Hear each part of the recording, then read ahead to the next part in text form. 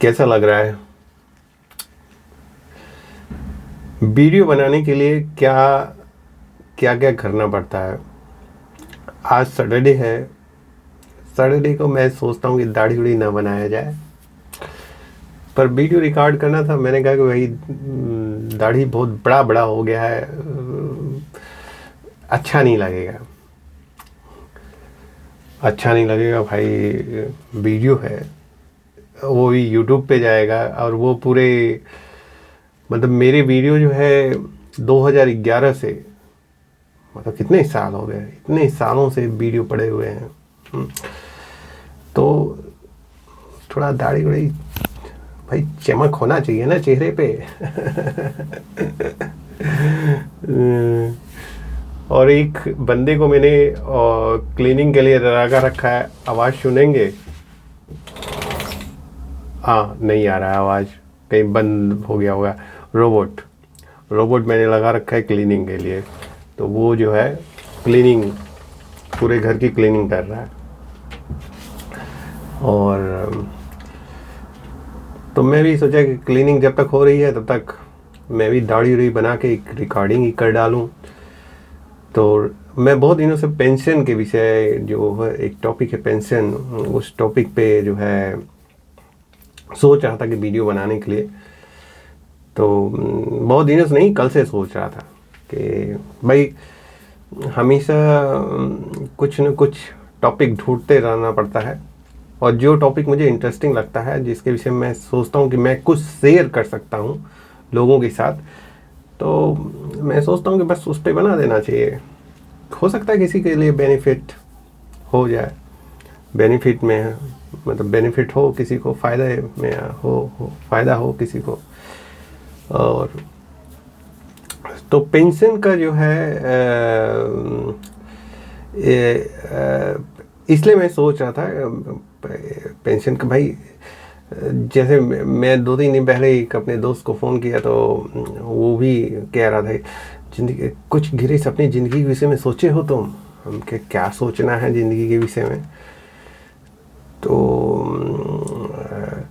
बस उसका कहना ये था कि भाई ज़िंदगी के विषय में सोचना चाहिए कि फ्यूचर में क्या होगा, कुछ न कुछ करना चाहिए। तो मैं क्या यार, क्या ज़िंदगी के विषय में सोचें? आज हैं जिंदा, कल हो सकते हैं ना हो, या हो सकता है 5 मिनट बाद ना हो। तो अब उसके विषय में क्या सोचें?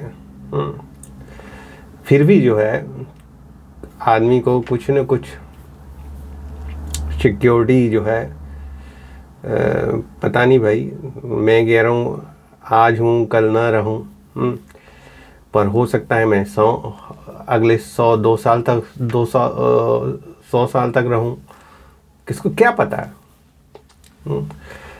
तो इसलिए जो है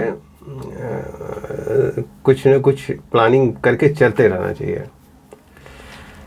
काफ़ी देर तक बात हुई अपने उस दोस्त से। तो मैं जो है स्पेन में रहता हूँ, और वो बंदा जो है नॉर्वे में रहता है। वो नॉर्वे में अपने बीवी बच्चों के साथ रहता है। उसने अपने बेटी को जो है नॉर्वे का पासपोर्ट भी मिल गया है उसको। और वो मैंने कहा तुमने क्यों नहीं लिया है अभी तक? कह रहा है मैं भी अब जल्दी ही ले लूँगा। मैंने कहा चलो अच्छी बात है भाई, भारतीय से जो है नॉर्वेजियन बन जाओगे।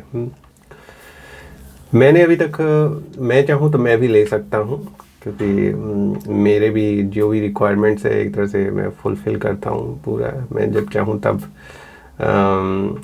जो मेरी लैंग्वेज की टीचर है वो कभी कभी मुझसे पूछती है कि गिरीश तुम जो लैंग्वेज की पढ़ाई करते हो, क्या जो रिक्वायरमेंट्स है स्पेनिश नेशनलिटी लेने का उसके लिए करते हो क्या? मैं कहता नहीं ना ना ना, मैं इसके लिए नहीं करता हूँ। मैं इसलिए करता हूँ क्योंकि मुझे क्लास में जो है जो MBBS वाले बच्चे होते हैं उनको फैकल्टी ऑफ मेडिसिन में जाके पढ़ाना होता है। तो उसके लिए मुझे करना पड़ता है कि भाई थोड़ा लैंग्वेज देखिए एक मैसेज आया मेरे सामने आया, जीएनयू में एक प्रोफेसर जी हैं, वो आई थी यहाँ पे। तो लैंग्वेज स्कूल की प्रोफेसर हैं। तो उनका जो बर्थडे है तो आज उनको हैप्पी बर्थडे फ़ोन करके करना पड़ेगा भाई, सोशल कनेक्शन। तो वो भी, पर ये अच्छा है कि आप जो है गूगल का जो कैलेंडर है उसमें हर का बर्थडे इवेंट्स और ये सब लिख दीजिए, और वो आपके पास मैसेज जो है हर हर दिन जो है पूरा एक लिस्ट आ जाता है कि आज ये चीज़ें इवेंट्स हैं जिनको आपको फॉलो करना है, मतलब करना है। तो चलिए ये तो होता रहेगा, पर ये जो प्रोग्राम्स की बात कर रहा था तो वही मैंने कहा कि भाई मेरा तो कोई है नहीं, तो मैं क्या करूँगा उसके लिए, तो क्या ज़रूरत है प्लानिंग व्लानिंग करने की। करा ना तुम कर लो प्लानिंग। हम कहे यार तो क्या पता कि ज़िंदगी आज है कल चेंज हो जाए। हम कहे हाँ ये भी सही है कह रहे हो, पता नहीं क्या कब कल क्या होगा, आज हूँ कल ना रहूँ, ये भी हो सकता है, सब चीज़ पॉसिबल है, फिर भी प्लानिंग करना चाहिए। तो हम कह लो चलो भाई।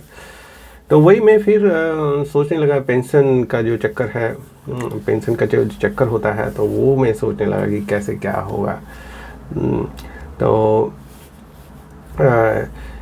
भारत में आप जानते ही हैं पेंशन अब तो ख़त्म हो चुका है। कोई शायद 1 ही 2 सेक्टर में पेंशन मिलता है, और सब जगह तो पेंशन प्लान ख़त्म हो चुके हैं। और पार्लियामेंट में जो पार्लियामेंट के मेंबर हैं उनको पेंशन मिलता है। मैं सुनने में आया कि वो जितनी बार पार्लियामेंट के मेंबर बनेंगे या जितनी पोजीशन पे रहे हैं, मतलब लोकल गवर्नमेंट के लोकल स्टेट पार्लियामेंट पे रहें या सिटी के जो पार्लियामेंट होता है शहर का, क्या सिटी हॉल का जो होता है, क्या बोलते हैं उनको, तो हर जितनी बार रहते हैं तितनी बार के हिसाब से उनको जो है पेंशन हर पोजीशन का पेंशन मिलता है। कि बहुत सही। ये गवर्नमेंट के जो सर्विस करने वाले उनके लिए भी ऐसे ही होने चाहिए कि भाई जो व्यक्ति जो है पहले प्यून रहे, फिर प्यून से जो है क्लर्क बन जाए, क्लर्क से फिर अधिकारी बन जाए, फिर वो बन जाए, जैसे जैसे वो जिस पोजीशन पे काम कर रहा है हर एक पोजीशन के लिए उसको जो है पेंशन का होना चाहिए। क्यों नहीं होना चाहिए? जो पार्लियामेंट में हैं, पार्लियामेंट के मेंबर्स जितने भी हैं ये लोग हैं, इनके लिए हो सकता है तो उनके लिए भी होना चाहिए ऐसे कि वो पहले वो जो क्या होता है भाई, जैसे मैं बनारस का हूँ तो बनारस का जो है सिटी हॉल है, तो उसका इलेक्शन होता है ना, तो उसको क्या बोलते हैं मुझे याद नहीं आ रहा। फिर स्टेट गवर्नमेंट का होता है, फिर उसके बाद सेंट्रल गवर्नमेंट का होता है। तो पहले जो लोकल लेवल पे लोग जीतते हैं, फिर स्टेट लेवल पे जीतते हैं, फिर उसके बाद जो है सेंट्रल गवर्नमेंट पे जीतते हैं, हम वोट पाते हैं, इलेक्शन जीतते हैं। तो है ना ये चक्कर। तो वही मैं सोचने लगा कि क्या मतलब भारत में तो पेंशन का चक्कर ही नहीं है, ख़त्म हो गया भारत में। वैसे भी मैं भारत में तो काम करता नहीं हूँ, मैं तो विदेश में काम करता हूँ। तो हाँ ये ज़रूर लोग बताते हैं कि भारत में जो है मतलब रिटायरमेंट के बाद जो है एक मुश्त पैसा दिया जाता है, और उस पैसे का आप जैसे मन करे वैसे उपयोग कीजिए।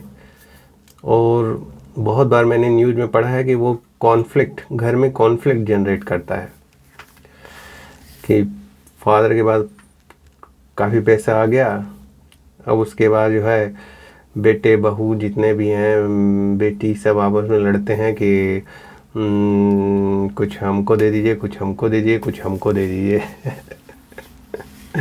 इसीलिए अब लोग जो चाह रहे हैं कि पुराना पेंशन प्लान जो है वो वापस आ जाए। ये होता है जब फैमिली जो है एक साथ रहती है। तो टोटल फैमिली जो है सभी लोग, हम लोग के हैं ना सिस्टम कि सब लोग एक साथ एक ही जगह रहते हैं, तो जॉइंट फैमिली जो चक्कर होता है, तो उसके कारण ऐसा चक्कर है कि सब लोग अपना अपना जो है। और यहाँ पे ठीक दूसरे ढंग का है। मैं बता रहा हूँ कि मेरा दोस्त जो है मकान खरीद रहा था, तो मैं मतलब वो उसकी गर्लफ्रेंड, भाई यहाँ पे शादी उदी नहीं करते हैं, ऐसे ही चलता है। तो उसका जो है मकान खरीदा था, काफ़ी बड़ा मकान, मतलब 2 लाख यूरो या 3 लाख यूरो ऐसे कुछ था। तो आप सोच लीजिए 2-3 करोड़ का। तो उस समय उससे बात हो रही थी, तो मैंने कहा कि यार काफ़ी अच्छा दोस्त है मेरा, तो मैंने कहा कि यार तुमको अगर थोड़ा बहुत पैसे की अगर कुछ होता है तो मुझे बता देना, मैं मेरे से ले लेना और अपना कोई दिक्कत नहीं होगी। तो उसके बाद ज़्यादातर लोग लोन लेते हैं, लोन लेके और होम लोन ले लेते हैं, और उसके बाद वो धीरे धीरे सैलरी से कटता रहता है। और इनके चक्कर में ये था कि चूँकि वो गर्लफ्रेंड जॉइंट था, तो हर एक पे बर्डन कम पैसे का था, फिर भी पूरी लाइफ भर उनको जो धीरे धीरे पैसे देते रहना होगा। वो चाहते भी यही थे, वो ये नहीं चाहते थे कि एक मुश्त पैसा दे के मामला ख़त्म हो जाए, ये नहीं चाहते थे। वो चाहते थे धीरे धीरे मतलब चलता रहे 100-2 साल 200 साल तक। ऐसे ही लोग करते हैं यहाँ पे कि मकान गाड़ी सब खरीद लेते हैं लोन पे, और फिर लोन पे धीरे धीरे धीरे धीरे करके वो तब तक वो जो है उस गाड़ी और घर का एंजॉय तो करते रहते हैं। इनका कॉन्सेप्ट यही है कि आप बढ़िया घर खरीद लीजिए, बढ़िया कार खरीद लीजिए, बढ़िया सब कुछ खरीद लीजिए, और सब जो है बैंक से आप लोन लीजिए, और उसके बाद जो बैंक का लोन जो है आप बना दीजिए उसको 30-40-50 साल का, कि वो उतने साल में भरेगा, और वो धीरे धीरे करके वो पेमेंट होता रहता है। पर ये 30-40-50 साल तक वो एंजॉय तो करते हैं उसका, उस फैसिलिटी का एंजॉय करते हैं, और मतलब इतना ज़्यादा टेंशन नहीं लेते हैं जैसे हम लोग हैं। तो इंडिया में बहुत ज़्यादा टेंशन ले लेते हैं लोग कि घर का लोन भरना है तो ये भरना है तो वो भरना है। यहाँ पे उतना है नहीं, लोग ऐसे ही जो है, हाँ इनका कॉन्सेप्ट ये है कि सब कुछ ले लो ताकि जो है हम जो है 50 साल की ज़िंदगी एंजॉय तो करते रहें। ऐसा ना हो कि उसी में, मतलब ठीक उल्टा इन लोग का चक्कर होता है। तो मैं देखता हूँ लोग जो है आंखों की पुतली का कलर चेंज कराने बदे भी लोन ले लेते हैं लोग। अभी पढ़ाई का लोन, एक लोग ने मुझे बताया उन्होंने पढ़ाई का लोन लिया हुआ है, फिर दूसरे ने बताया कि मैंने अपने कुछ और पता नहीं क्या था, मुझे याद नहीं है, मतलब छोटे ऐसे ऐसे कामों के लिए लोन लेते हैं कि मैं सोचने लगता हूँ कि ये जो है क्या जरूरत है लोन लेने का, फिर भी लोग लेते हैं। तो अब पेंशन की बात जो कहते हैं कि पेंशन का जो चक्कर होता है, तो इंडिया में इस तरह का चक्कर है। तो पेंशन प्लान खरीदना चाहिए। तो मैं आज से जो है आज से बहुत साल पहले जो है 10 साल पहले जो है पेंशन प्लान एक, वो भी मैंने, मेरे भैया के एक दोस्त थे तो उन्होंने जो है एक दिन आए घर पे, एजेंट होते हैं ना वो इंश्योरेंस वाले, तो वो आए घर पे, कह रहे बबलू थोड़ा कुछ ये चीज़ें हैं इसी में लगा दो पैसे। हमने कहा भैया जी मैं वो हर महीने वाला चक्कर वाला मत डालिएगा, मुझे इन सब के विषय में ज़्यादा नॉलेज है नहीं। आप जो है जो भी पैसे है एक बार लगाइए और ख़त्म। मैं ये जो हर महीने वाला या 2-3 साल में ख़त्म, मैं ये जो हर महीने देना या हर साल देना ये वाला चक्कर नहीं रहेगा। तो उन्होंने वही एक पेंशन प्लान कोई था उस पर, और एक कोई दूसरा प्लान था उस पर लगा, कहा कि इस पे चलो। हम कहा चलिए। अब पता चला वो 5 साल तक हमको प्रॉमिस किए थे कि 5 साल तक रहेगा। मैं कहा ठीक है 5 साल बाद अपना जो है, पर 5 साल बाद 6ठे साल फिर फ़ोन कॉल आया कि भैया अब जो है पेमेंट कीजिए। हम कहा किस बात का पेमेंट करें जब 5 साल का। और ये भी बता दूँ, जो मैं ऑफिस में गया था और उस ऑफिस में जो है जो उनका हेड था, मैनेजर होते हैं ना, हाँ, उससे भी मैंने टॉक किया था। वो भी हाँ कह रहा 5 साल बाद, 5 साल बाद आपको नहीं कुछ करना है, पेमेंट वेमेंट नहीं करना है कुछ, आप बस रिलैक्स रहिए। हम कहा ठीक। पर जब 6ठे साल उसने उन लोगों ने फ़ोन किया तो मैंने फ़ोन करके पूछा भैया कि क्या चक्कर है, आप लोग तो 5 साल बोले थे। तो कह रहा नहीं, ये 18 साल तक आपको पेमेंट करना है। हम क्या, हाँ 18 साल तक पेमेंट करना है? तो कह रहे हाँ हाँ 18 साल तक आपको पेमेंट करना है इसका, उसके बाद जो है आपका पेंशन बनेगा, और उसके बाद जो है आपका। हम कहे यार, मैं मतलब मुझे 18 साल तक ये बर्डन झेलना पड़ेगा? कह रहे हाँ हाँ आपको करना पड़ेगा ये, नहीं तो आपका लैप्स चला जाएगा। हम कह लो, ये भी झंझट ही है। फिर मैंने उनको, भैया के दोस्त जो थे उनको फ़ोन किया, मैंने पूछा उनसे। कह रहे हैं यार हमको खुद नहीं पता था ये एजेंट किस बात के हैं। तो इंश्योरेंस के जो एजेंट होते हैं उन पे ज़्यादा ट्रस्ट मत किया कीजिए, क्योंकि वो लोग सही नहीं बताते। उनका बस एक ही मकसद होता है, जो ऑफ़र है उसको बेचना।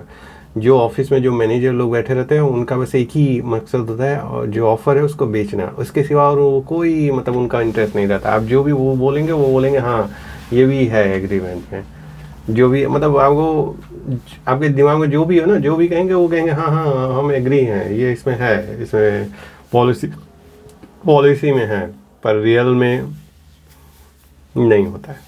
तो इससे बच के रहिएगा आप। मेरे साथ हो चुका है, इसलिए मैं बता रहा हूँ कि ये ऐसा चीज़ें होती हैं कि एजेंट जो होते हैं उनको पता नहीं होता है, और वो हर चीज़ के लिए एग्री करते हैं, और इंश्योरेंस का जो मैनेजर जो ऑफिस में बैठा है वो भी हर चीज़ के लिए हाँ ही बोलेगा। तो इसलिए जो है बच के रहिए। अब चलिए जो है, चलिए जो हुआ सो हुआ। अब जो है फिर कुछ दिनों बाद जो है इधर मैं गया था, 2-3 साल पहले मैं गया, तो मैंने पूछा भाई कि इसमें कितना मिलेगा। कह रहे जितना अमाउंट हो जाएगा उसका 10% जो है आपको, जब ये ख़त्म हो जाएगा तो 10% जो है आपको पेंशन के रूप में हर साल मिल जाएगा इसका। तो हाँ, आप अगर अमाउंट, आपका पेंशन का अमाउंट अगर इंक्रीज करना चाहते हैं तो आप इसमें जो है और पैसा डाल दीजिए। ओके, और पैसे काफ़ी मतलब इसमें डाल दीजिए, 20-30 लाख रुपए अपना, और आपका बन जाए 40-50 हज़ार रुपये जो है आपका पेंशन, थोड़ा और बढ़ जाए। हम क्या, अच्छा ये भी चक्कर है? कह रहे हाँ हाँ, जब पॉलिसी ख़त्म होने के आसपास हो तो बस उसी समय जो है एक मुश्त पैसे आप उसमें डाल दीजिए। और इस तरह जो है आपका जो है जो 10% जो अमाउंट बनेगा, 10% टोटल अमाउंट का 10% जो आपको पेंशन देने के लिए बनेगा, तो उसकी अमाउंट जो पर मंथ आपको अमाउंट रहेगा वो अमाउंट जो है बढ़ जाएगा, क्योंकि आपने ज़्यादा और पैसे लगा दिए हैं। हम क्या मतलब, पॉलिसी से ठीक पहले हमको ये भी मतलब खोजना पड़ेगा कि कहाँ से 20-30 लाख रुपए आवे, या जितना भी 30-40 जो भी हो, हाँ, कि उसको डालूँ उसमें। कह रहे हाँ ये आपको करना पड़ेगा अगर आप अच्छा अमाउंट पेंशन आप लेना चाहते हैं तो। और छोटा अमाउंट लेना चाहते हैं तो कोई दिक्कत नहीं, आप जो है जिस हिसाब से चल रहे हैं उसी से चलिए। हम कहे यार ये भी समस्या है, कहाँ से लाएंगे इतना पैसा। हाँ, पर और हम जैसे लोग जो है भाई हमारी तो सैलरी ही है ना, हमको कोई गवर्नमेंट थोड़ा देने वाली है कि एक मुश्त पैसे दे देगी कि भैया लो लगाओ। हाँ, ऐसा नहीं है, हम लोग तो सैलरी मिलने वाली है, सैलरी की और कुछ नहीं मिलने वाला। तो अब इस पे सोचना पड़ेगा कि कैसे क्या किया जाए। अगर आप भी करते हैं ऐसा प्लान है आपका है ऐसा, तो आप भी देख लीजिए, आप भी बात कर लीजिए उन लोग से कि क्या लास्ट मोमेंट पे कुछ अमाउंट बढ़ाइए, उसमें डालिए, ताकि आपका जो है पेंशन थोड़ा और बढ़िया अमाउंट बन जाए। क्योंकि आप जो है 1,000 रुपये पेंशन लेके क्या करेंगे? 1,000 में क्या मिलने वाला?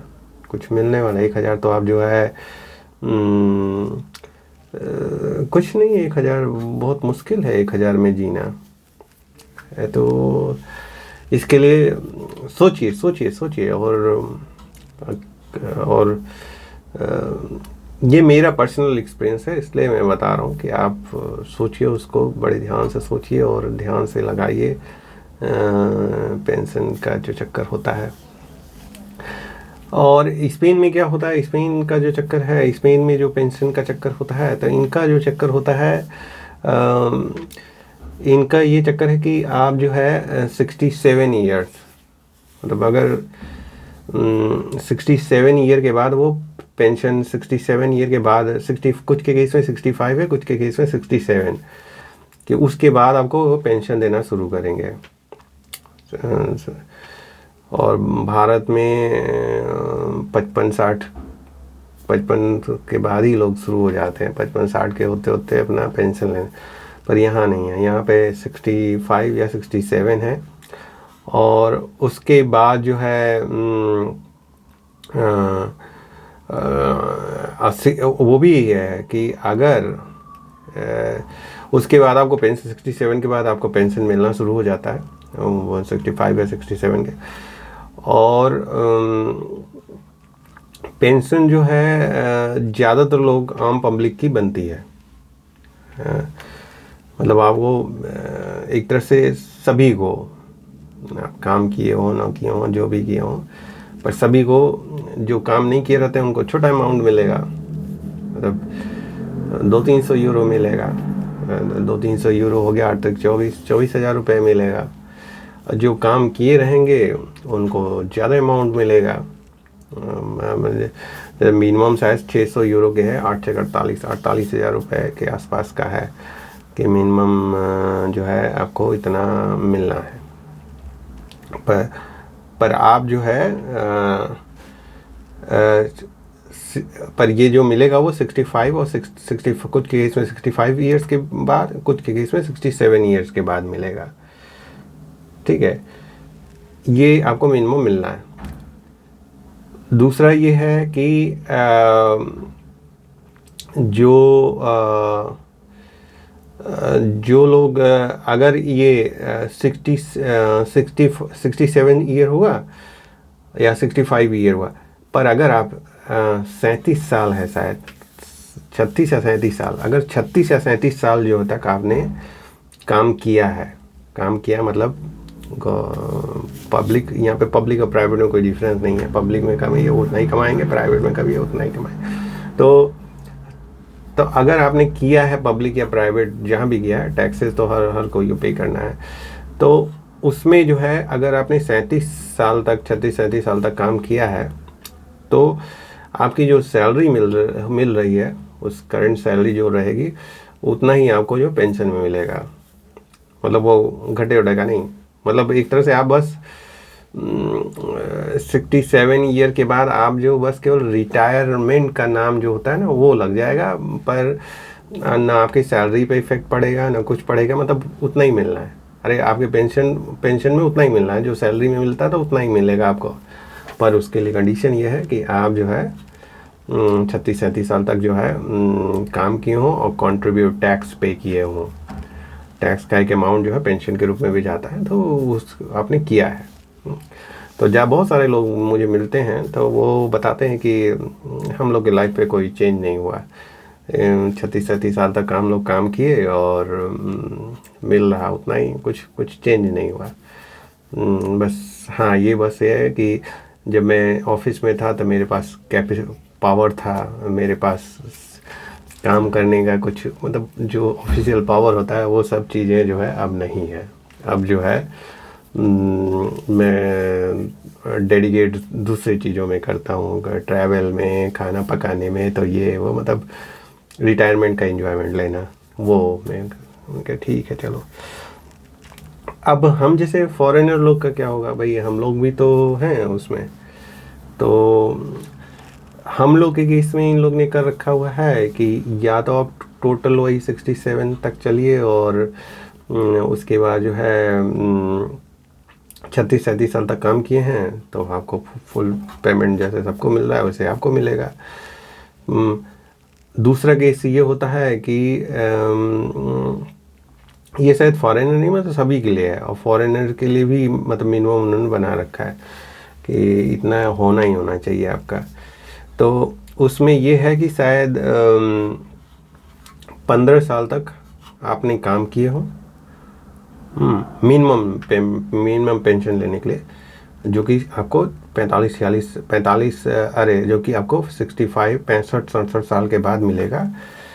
पर आपको मिनिमम जो रिक्वायरमेंट है वो ये है कि 15 साल तक काम किए हों, और 15 साल में एटलीस्ट 2 साल जो होता है वो ठीक 15 साल पहले 67 ईयर के 15 साल पहले का हो।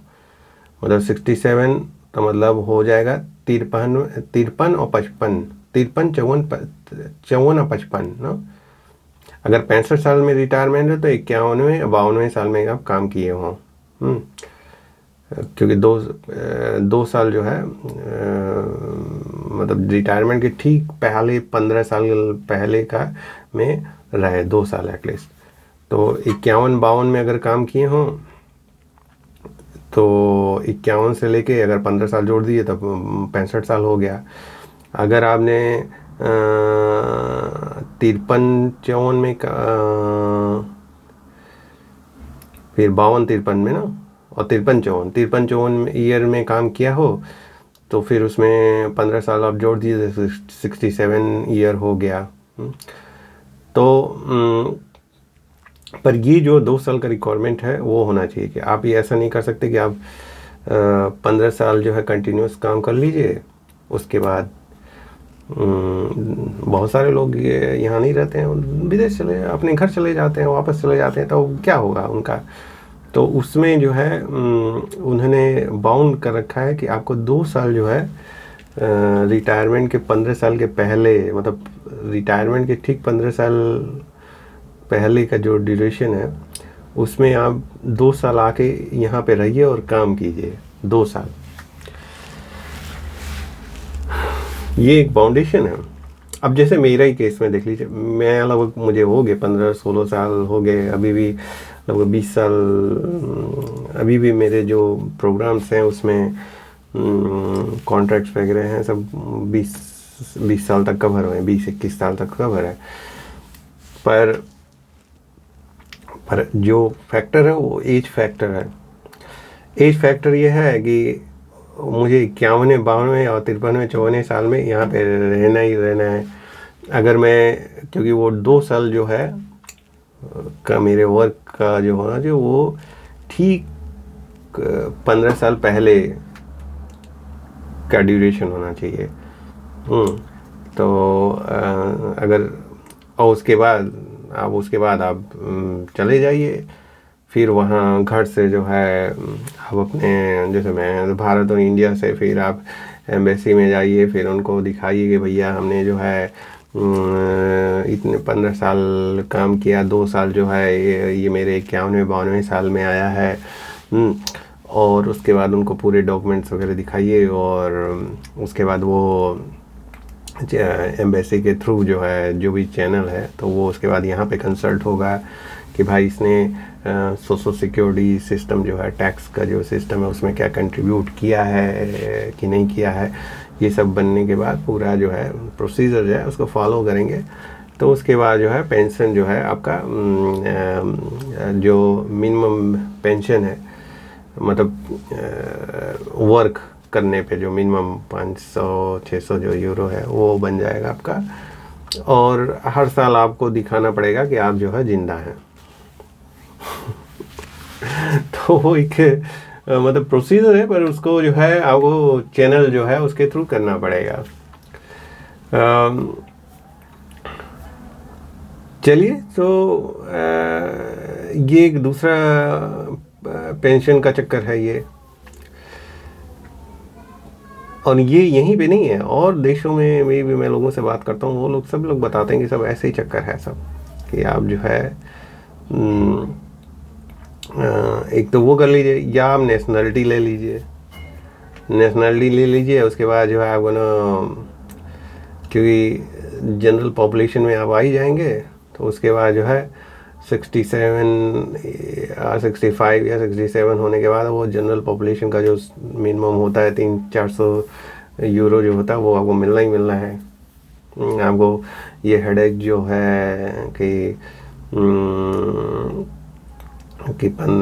हेडेक जो होता है ना, ये हेडेक है आपको कि 15 साल आपको काम करना है, 2 साल वो ट्रिक अप्लाई कर लीजिए। मतलब कई सब ट्रिक्स हैं। ट्रिक क्या मतलब लोग अपने सिचुएशन के हिसाब से लोग करते हैं। तो चीज़ें हैं जो कि सोचना पड़ेगा पेंशन का। आदमी को सोचना पड़ेगा कि कैसे क्या किया जाए, क्योंकि मैं भी जो है सोचता रहता हूँ कि भाई ज़्यादा मैं सोचता नहीं हूँ, फिर भी मैं जो ऑप्शंस हैं उसको देखता रहता हूँ कि भाई क्या क्या किया जा सकता है, क्या क्या नहीं किया जा सकता है। और आपके देश में क्या चक्कर है, आपके देश में कोई ऐसा चक्कर है तो अभी लिखिए कमेंट सेक्शन में और लोगों को बताइए कि भाई हमारे कंट्री में जैसे जापान में कैसे चक्कर है। पता नहीं, मुझे तो नहीं पता। या सिंगापुर में कैसा है, या थाईलैंड में कैसा है, या अमेरिका में कैसा है। अमेरिका में तो टोटली बिजनेस कमर्शियल होगा, वहाँ पे तो कमर्शियल चक्कर ही होता है। या आइसलैंड में कैसा है, ऑस्ट्रेलिया में कैसा है, अफ्रीकन कंट्री जो है साउथ अफ्रीका में कैसे लोग कहते हैं। तो आप भी लिखिए और कमेंट सेक्शन में लिख के बताइए सबको कि भाई कैसे सिस्टम चलता है वहाँ पे। तो स्पेन में तो ये सिस्टम है और इंडिया में ये वाला सिस्टम है। अब देखिए कैसे क्या होता है, क्योंकि स्पेन का तो चक्कर है कि मुझे पैसे के विषय में नहीं सोचना है, क्योंकि उसमें तो क्या है कि वो जो है ऑटोमेटिक आपकी सैलरी से कट जाता है। आपको वो ऑटोमेटिक लीगल है वो चक्कर। आप कुछ कर नहीं सकते उसमें। तो सब टैक्स कटने के बाद जो है सैलरी आपके अकाउंट में आती है, ना कि आप जो है सोचें कि हम पूरा पैसा आ जाए फिर मैं टैक्स भरूँ, ऐसा नहीं चक्कर है। और उनका जो है पूरा जो है टैक्स कट के जो आपको खर्चे के पैसे होते हैं वही आपके अकाउंट में आते हैं। तो वो सब कट जाता है, लगभग 30-40% कट जाता है। और मेरा दोस्त नॉर्वे वो भी बताता है अच्छा खासा पैसा कट जाता है उसका भी। तो हाँ, ये ज़रूर है कि पैसे कटते हैं पर उसकी फैसिलिटी भी काफ़ी अच्छा खासा मिलता है, चीज़ों को प्रोवाइड लोग करते हैं। तो मतलब गवर्नमेंट की सर्विसेज जो है ना, जैसे हेल्थ की सर्विस हो गई या अनएम्प्लॉयमेंट होगा। जैसे मैं भी कभी कभी टेंशन में रहता हूँ कि अगर मैं अनएम्प्लॉयड हो गया तो क्या करूँगा। तो मेरा दोस्त जो हमेशा कहता है अरे क्या जो एजेंसी हो, गवर्नमेंट की एजेंसी, क्या वो हेल्प नहीं करेगी क्या तुमको। यहाँ तो सिस्टम ऐसे ही है कि आप अनएम्प्लॉयड हो गए तो एजेंसी जो गवर्नमेंट की एजेंसी